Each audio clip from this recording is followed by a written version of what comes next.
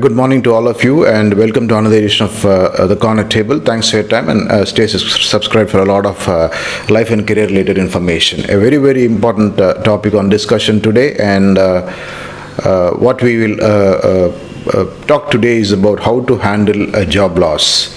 It's probably a very, very sad thing to happen to each of us, and unfortunately in today's competitive landscape, even in a country like India, job losses are becoming the order of the day.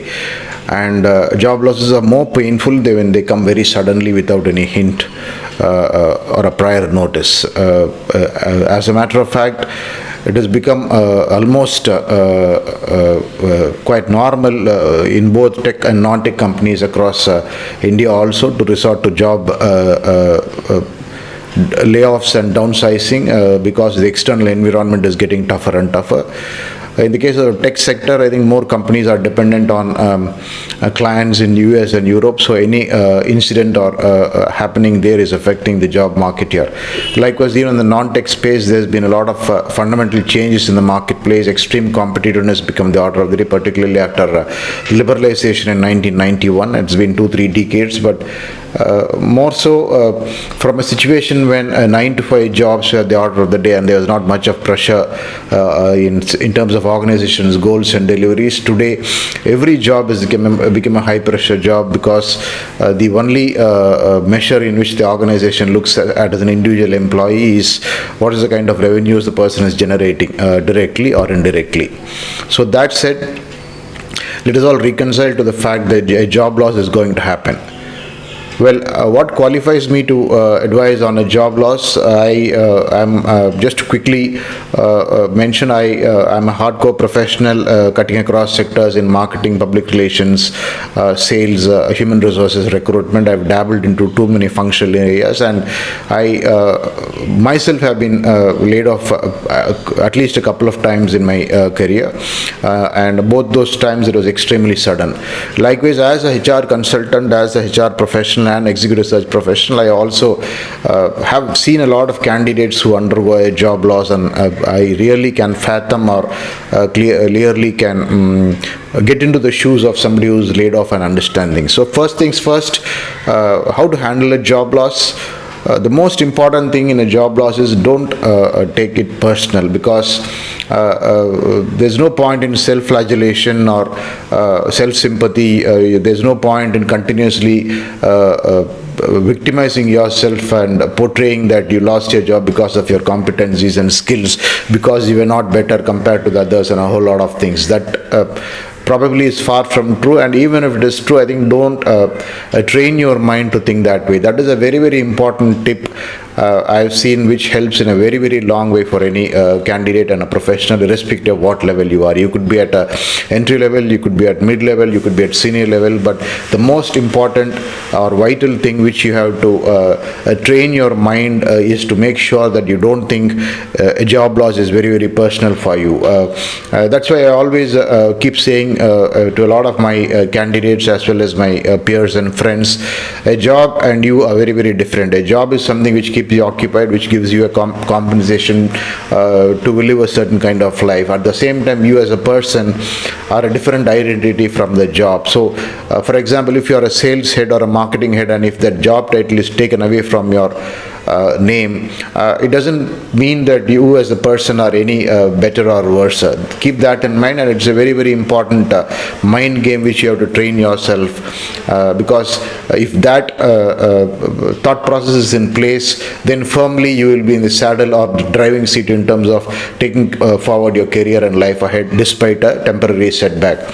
So I use the word temporary setback because yes, a job loss happens suddenly. The job loss is going to turn things upside down for the time being, upset things on the personal front, professional front, upset things on the financial commitment side, upset a lot of things in terms of the way of lifestyles, upset a lot of things in terms of materialistic life. to some extent it also upsets your family equation to some extent, because your spouse and kids and your dependents are also going to really get affected because you lost your job. It is not just that they are dependent on you for money, they are also dependent on you emotionally, and unless otherwise your well-being is in place or your economic and personal well-being is in place, I think the family for sure is not going to be happy. So the most important thing is to make sure that you keep the family in terms of giving them the confidence that it's just a temporary setback and you will be back in your rails very soon.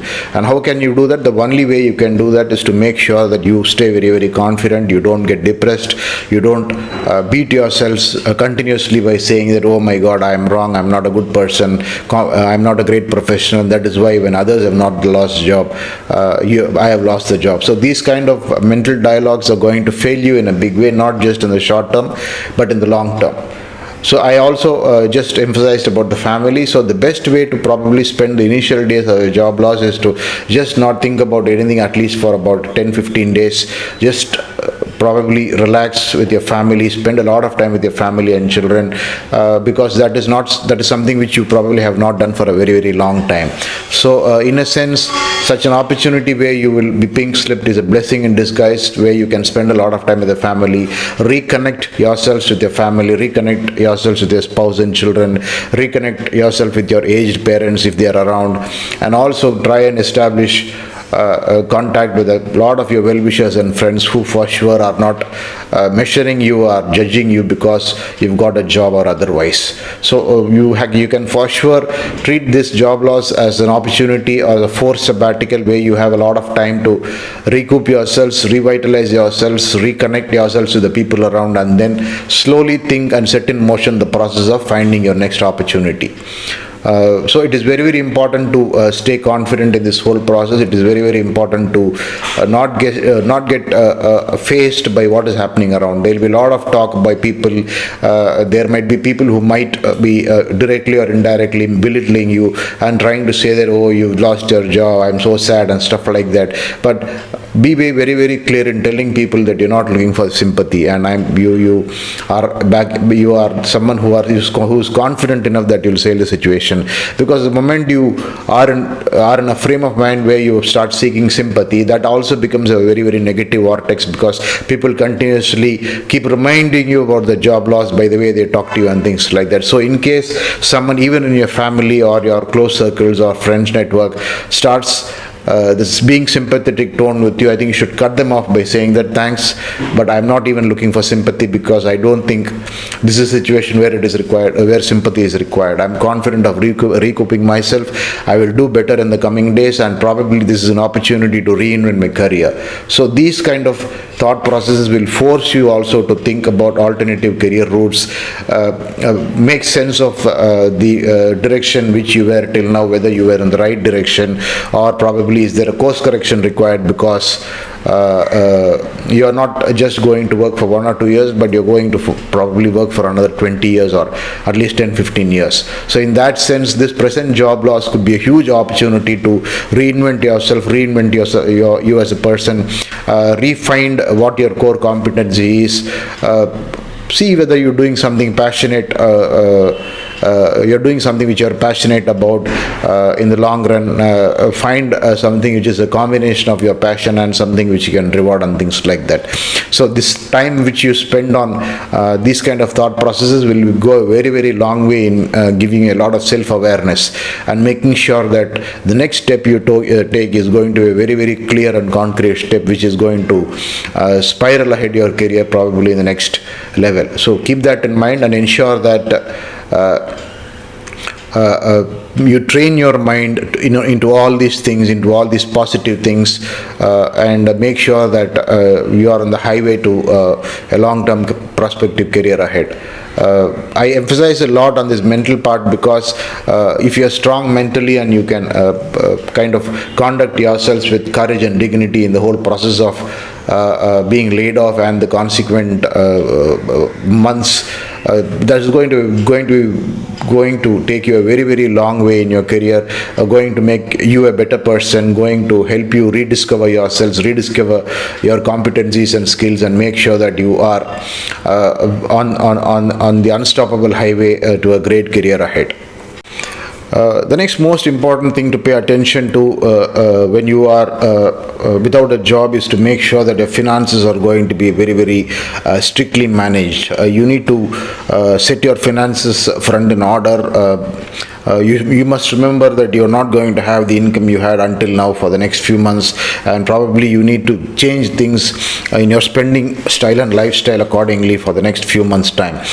You have to clearly start monitoring your expenditure, see what is necessary expenditure and see what is unnecessary and avoidable expenditure, and clearly segregate them and make sure that you don't spend up on unnecessary expenditure. This also could be a good opportunity for you to take inventory of your personal materialistic possession. If you probably are someone who's got 2 cars, it might be time to bid adieu for 1 car, or if you think you can use public transport for the next few months, and you can probably buy your own vehicle after things get better. There's nothing wrong in even taking a decision to dispose of automobiles which are not going to be used, not going to be used. They are also going to cost you EMI. They're going to be a regular outflow on your bank balance every month, irrespective of whether you're employed or not. So things like this you should clearly focus on.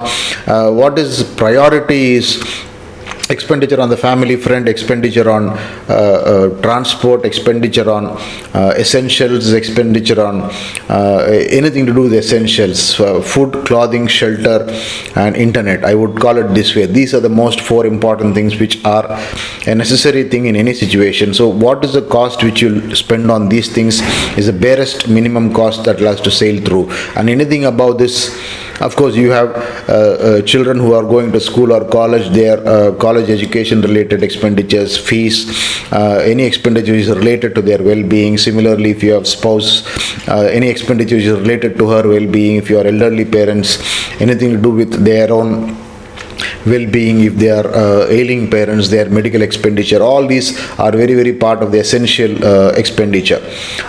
So you should make sure that you create a monthly budget of what is essential expenditure and what is mandatory expenditure, and anything beyond that or anything which is not in this list of essential and needful expenditure is going to be knocked off from your lifestyle.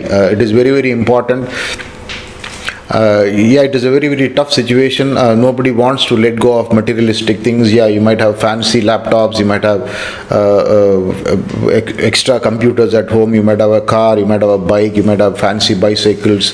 But unfortunately, a job loss is a time where you really need to reconcile yourself to a very, very simple and frugal lifestyle. Frugal, not in terms of being stingy on the personal front, not in terms of being stingy on essential expenditure. Obviously, nobody expects you as a person to cut on basic things like food, clothing, shelter, children's education, wives' well-being, parents' well-being, and things like that. But anything which is a luxury, for example, habitual shopping every week, going out of the family to the malls every week, going out to the movie hall every week, these kind of things need to essentially be curtailed down so that your lifestyle in terms of for the next 6 months or 1 year are going to be very, very safe. Keep something in mind. It is good to be an optimist, but most importantly, a new job is not going to come to you overnight. That is very, very important. It is going to take a couple of months, 3 months, 6 months down the line. So you need to be mentally prepared to make sure that you can spend that much long time with whatever money is there in your bank, and probably with what money people can support you. And when you take people support, when I say people support here, I mean the family ecosystem, the money which your spouse might be having, your parents might be willing to support you with some money. So all that essentially is going to keep you afloat for about 6 months to 1 year time maximum. So when you are dependent on such an ecosystem in such a very, very tough situation, situation, the most logical and basic thing which you do is to cut down on all unnecessary expenditure. So you need to do that very, very religiously. You need to do it very strictly. You need to sit with your family, even talk it out and say that our situation is like this, so we will only live in this particular lifestyle for the next 6 months to 1 year. So this is a very, very important part of handling a job loss. And yes, this also requires a very, very strong frame of mind where you are very clear as to this is the direction you need to take. You need to also create a buy-in amongst your family, your children and your wife and things like that, so that they also understand that the situation warrants some drastic action, particularly on the economic front. In my own experience, I have seen people who fail to do this suffer a lot, because somewhere all of us are extremely optimistic and we nurture the fancy that a new job is going to come to us maybe in 2-3 days time or a week's time or a month's time. It is not going to happen that way. Yeah, you're going to be lucky if you get a job in 15 days or a month, but ideally it takes about 3 months to 6 months for you to settle in a new job, find a new job, finish the interview process, make an offer, get an offer from the new employer. All that is going to take a lot of time. So you have to bear this part in mind in handling a job loss. It is a very, very important part of handling job loss. Managing your financial and economic front is a very, very key aspect, and you have to be very, very intelligent in doing that. You should keep this in mind when you plan in managing a job loss. Next part is once you recoup yourselves on the family front, on the personal front, and you probably regain your foothold in terms of taking the next step or taking the next career direction, you also need to start kind of networking with people, networking with HR professionals, networking with consultants, networking with your own peers, and probably telling them that you are on the lookout for an opportunity.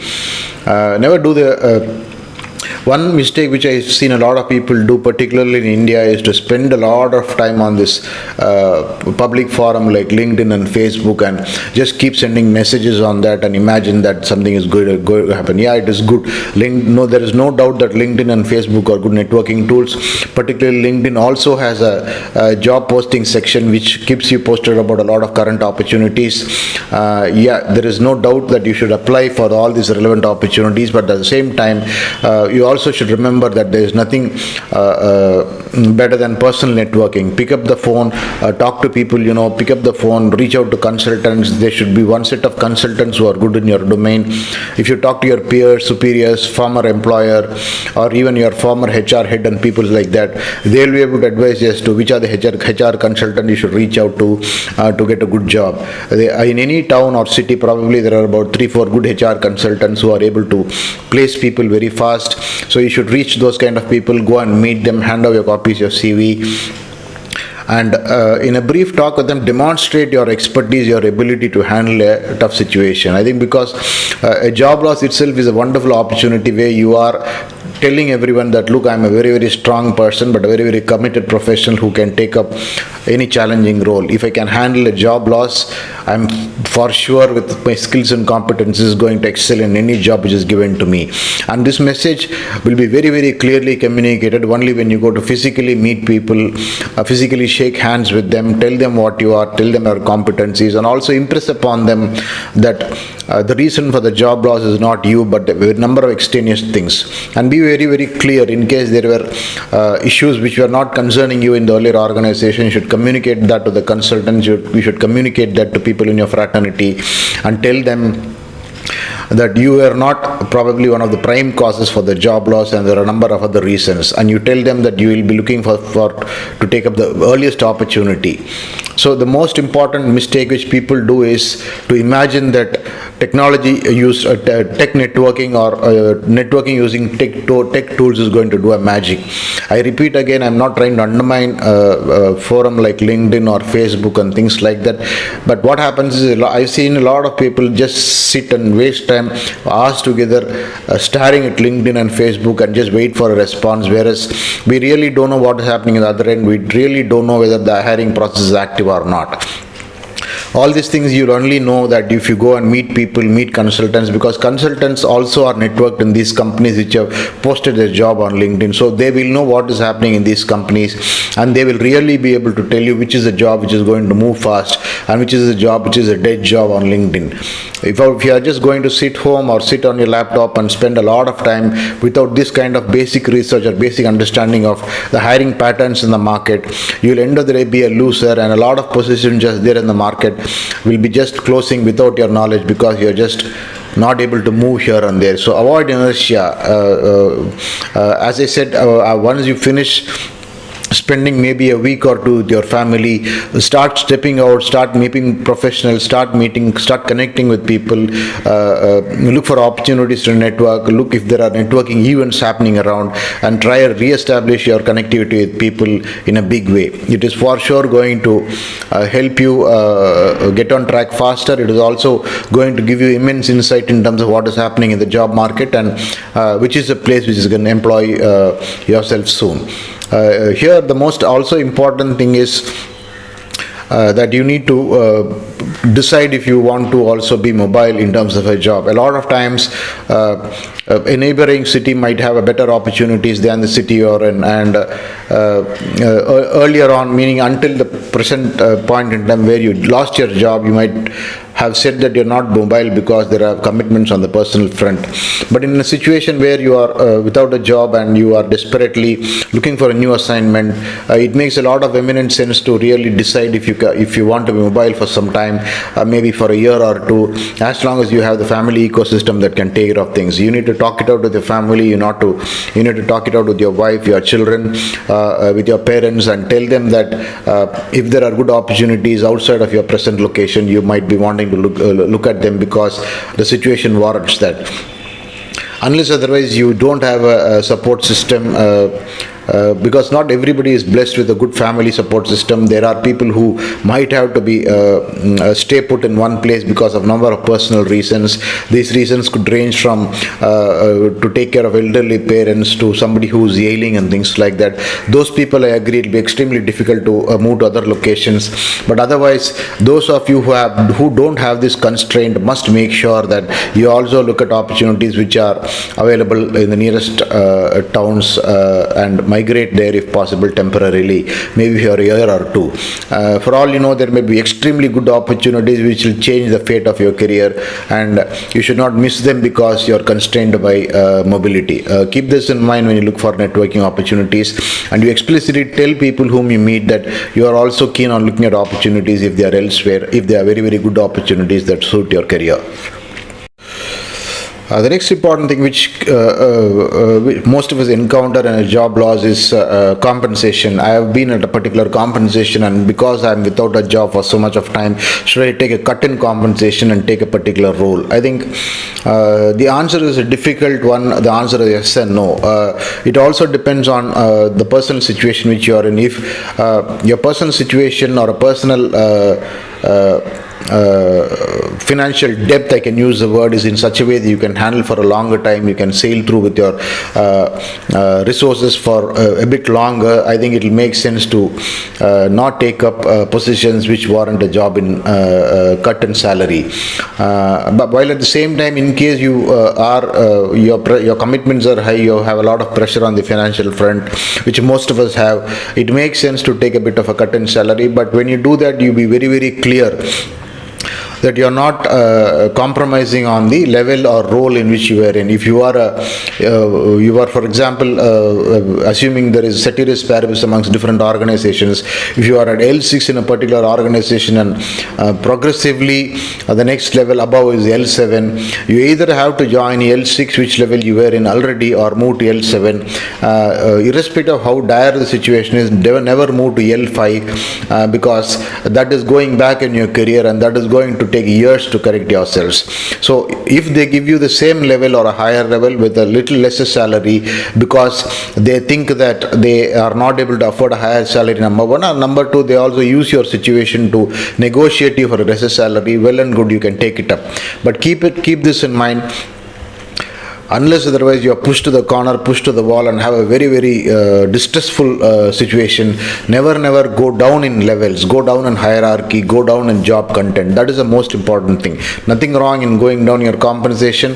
You can probably go down in your compensation, worst case 10 or 15%, not more than that. But be very, very clear and understand the job very well, understand the job description very well. Ask for a written job description, compare the written job description what you were doing earlier. Clearly understand the span of controls, clearly understand number of people you will handle, clearly understand if it is a leadership role like you were doing earlier, and with a clear understanding of all this, it makes sense to take a cut in compensation. But if you have to compromise in any of these in terms of the depth of the role, breadth of the role, and also a cut in compensation, it is going to be a huge setback for you in a career. It is going to take probably 2-3 years for you to get back on track to the same level you were in earlier. So from that point of view, yes, cut in compensation, yes, but cut in role, no, is the simplest answer which you can attend. But these things are very, very specific to the organization you work for, the space you are in, if you are in tech, non-tech and things like that, and your own personal discretion as to what level you want to be in. So you should keep that all in mind and decide which is most appropriate for you. But despite your personal situation or personal competencies and functional area which you work, I would think that a cut in role is a no, but a cut in compensation is a yes if you are pushed to the wall.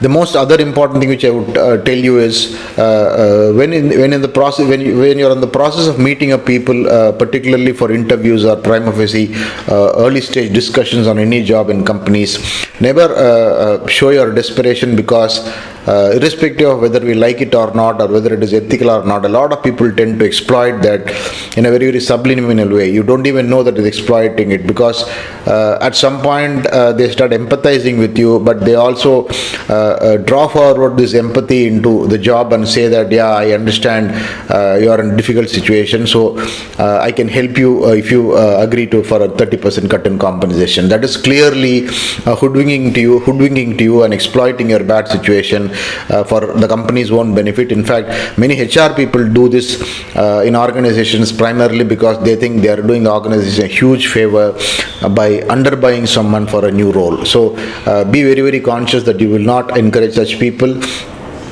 For that, you must make sure that you're not showing your desperation. Be confident in your abilities and skills.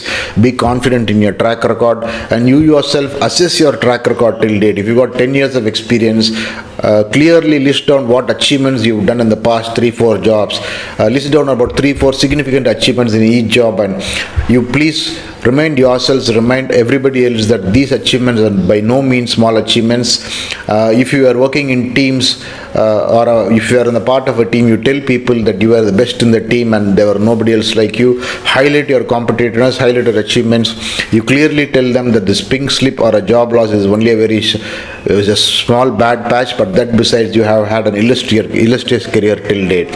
So remember, never position your personal miseries in a big way. Yeah, you can tell them that you are in a hurry to get a job, but otherwise you very, very clearly tell them that you are not desperate in getting a job at a cost of taking a cut in salary and a cut in role. You tell them that you want to live up to your professional dignity, and if it means that your professional dignity has to be compromised in a big way, you probably will wait for some more time and just bid them adieu. You can tell them that to look for someone else, and you can very clearly tell them in a courteous manner that, look, I want a job, at the same time I'm not desperate that I will accept whatever you offer. I am very clear in terms of what I want. I want a good job content. I want a great job role.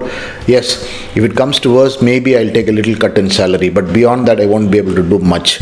So be conscious about it.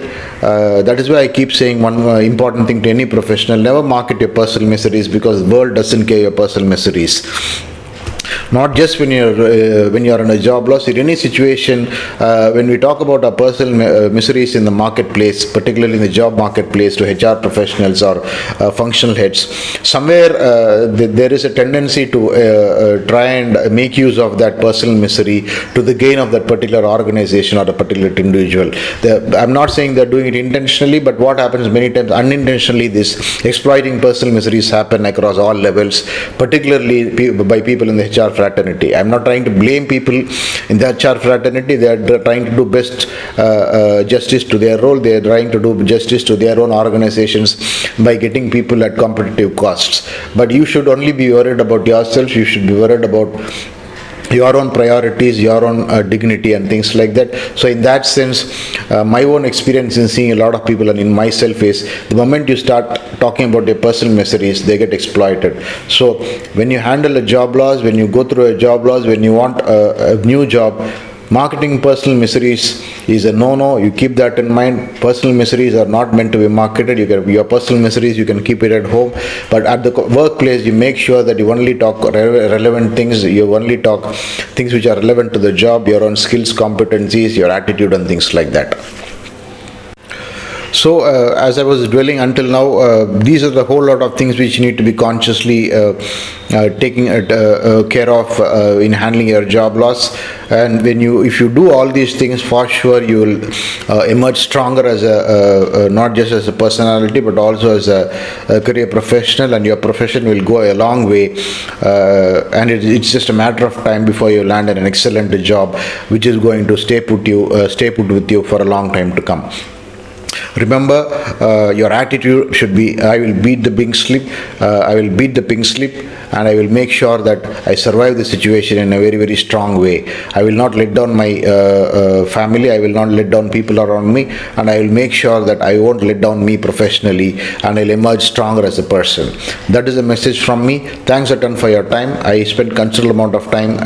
I thank you for your patience and listening to me. Have a great day.